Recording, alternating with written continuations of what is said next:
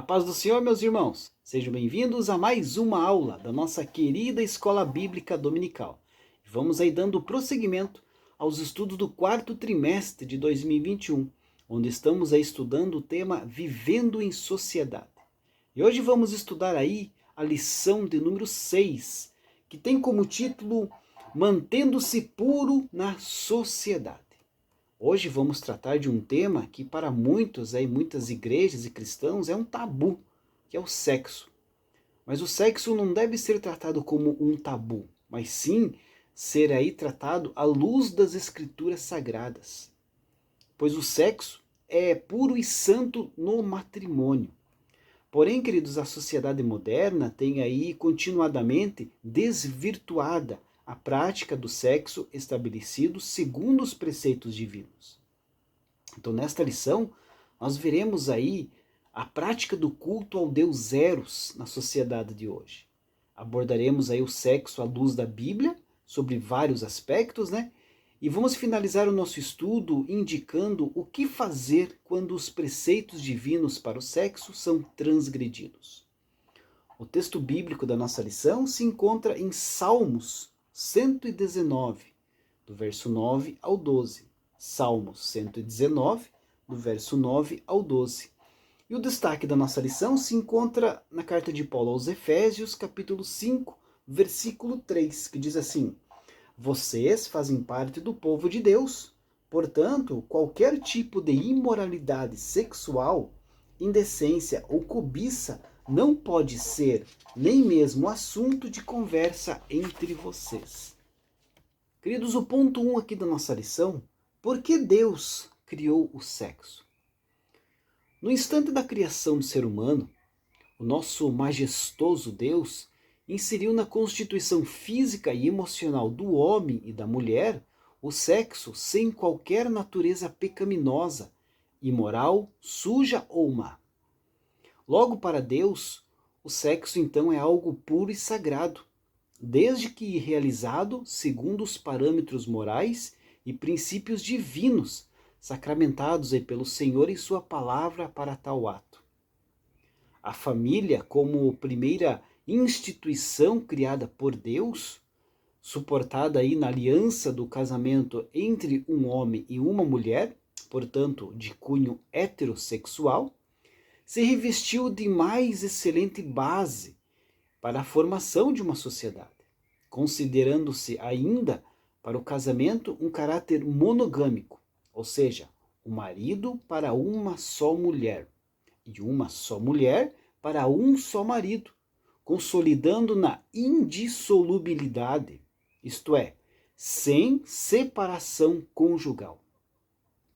O Senhor Jesus foi muito contundente quanto à proteção e ortodoxia para esta configuração aí para o casamento, e também para essa configuração moral e sexual para o casamento. Em certa ocasião, quando falava ali aos fariseus, a primeira finalidade para a relação sexual dentro do casamento, queridos, é a procriação. Pois um homem e uma mulher, em seus inerentes aspectos físicos, possuem aí uma milagrosa capacidade reprodutiva dada por Deus. Este propósito de procriação foi muito bem protegido nas leis de caráter humanitária dada por Deus a Moisés. Pois as núpcias, para se ter uma ideia, e como exemplo, as núpcias para um soldado de guerra durava 1 ano com o intuito de proporcionar ao casal muitas felicidades e condições favoráveis para a procriação, como está escrito lá em Deuteronômio 24, versículo 5. O ato sexual entre marido e mulher lembra e consolida a aliança firmada entre eles para sempre, bem como o amor entre os dois. A concepção física e emocional de um homem e de uma mulher no contexto de uma relação matrimonial remete-os aos prazeres físicos e emocionais normais, decorrentes de um relacionamento conjugal fiel e que são ordenados por Deus e por Ele mesmo honrados. Então, o sexo dentro do casamento e debaixo das ordenanças de Deus é bênção, e Deus assim permite. Segundo ponto aqui, um plano oposto ao de Deus, né? Ou melhor, as mentiras da mídia. As mentiras da mídia, né? Aqui envolve o mesmo assunto, na verdade. Um plano oposto ao de Deus, né? E as mentiras da mídia. Então, queridos, a cada dia que passa, né, em nosso tempo, a humanidade ali se enlameia na promiscuidade e na perversão sexual. Cotidianamente, os espíritos sodomitas, né, agem aí sobre homens, mulheres, jovens, crianças e as famílias também, bombardeando-as por orientações sexuais ilícitas e estímulos às práticas sexuais antibíblicas, especialmente através da mídia escrita, falada e televisiva. A televisão é um dos maiores veículos de massa que granjeia e transmite sem qualquer constrangimento aos telespectadores e, por consequente, às famílias, os mais devassos ensinamentos das práticas amorais e imoralidades sexuais.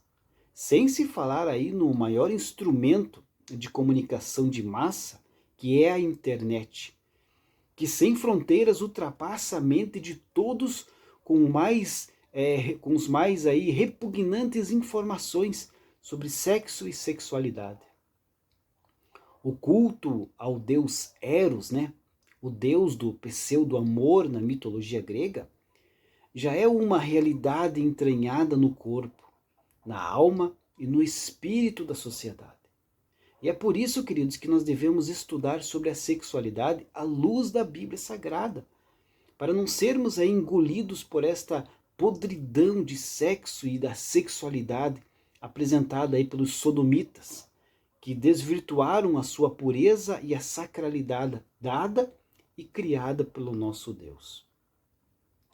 Outro ponto da nossa lição: tudo tem o seu tempo.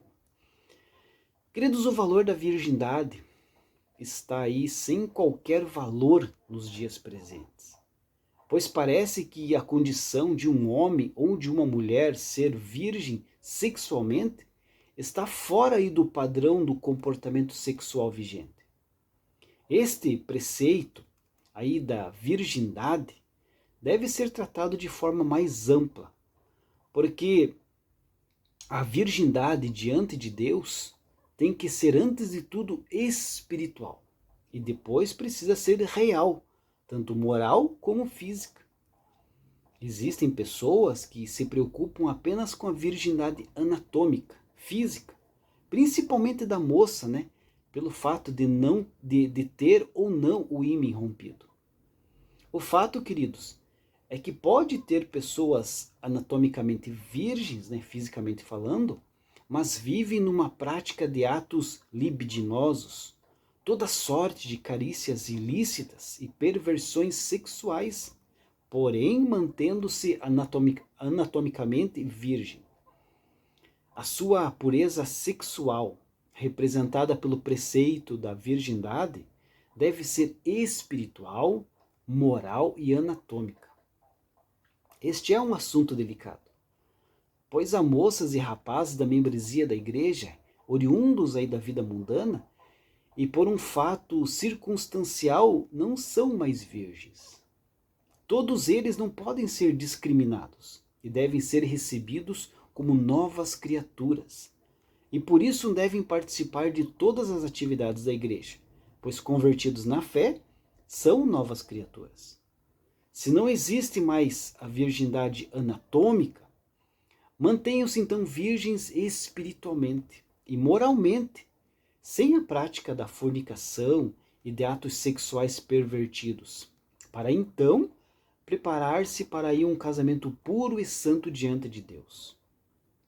A virgindade espiritual, moral e anatômica é a preparação para o casamento com pureza sexual.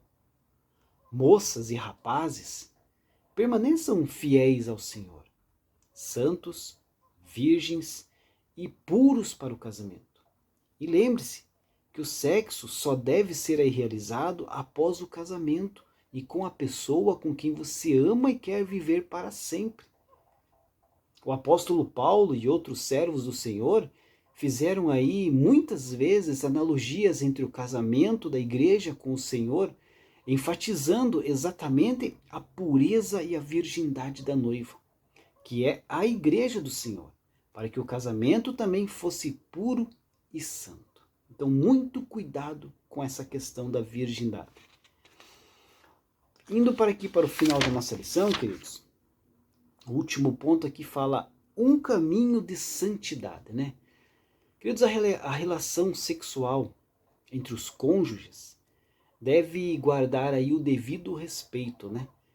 Pois a palavra de Deus registra de forma incontestável que o corpo da esposa deve ser honrado pelo marido e a esposa deve honrar o corpo do marido. Para uma relação conjugal baseada no amor, não há espaço para submeter o cônjuge a constrangimentos, humilhações, obrigação de fazer sexo, indecências que ferem a dignidade alheia, colocando aí o cônjuge em situações de inferioridade moral. Como o ato sexual tem em uma das suas finalidades no momento um momento de satisfação e de prazer mútuo, então não deve ser praticado com tristeza ou insatisfação, mas com alegria. Deus é misericordioso, queridos. E frente aí a um honesto arrependimento do pecador, o Senhor concede o perdão. Então, aqueles que praticam o sexo condenado pela palavra de Deus, devem refletir, se converter dos maus caminhos, se arrependendo dos seus pecados e pedindo perdão ao Senhor, para ser uma nova criatura em Cristo Jesus. Nunca a família foi tão devastada pelas forças malignas como em nossos dias na área do sexo e da sexualidade. No modelo divino, o casamento é monogâmico, heterossexual e indissolúvel, devendo então ser apoiado e honrado nesses pilares. E nunca esqueça, sexo somente após o casamento e abençoado por Deus. Deus abençoe a sua vida e até a próxima lição, se Deus assim permitir.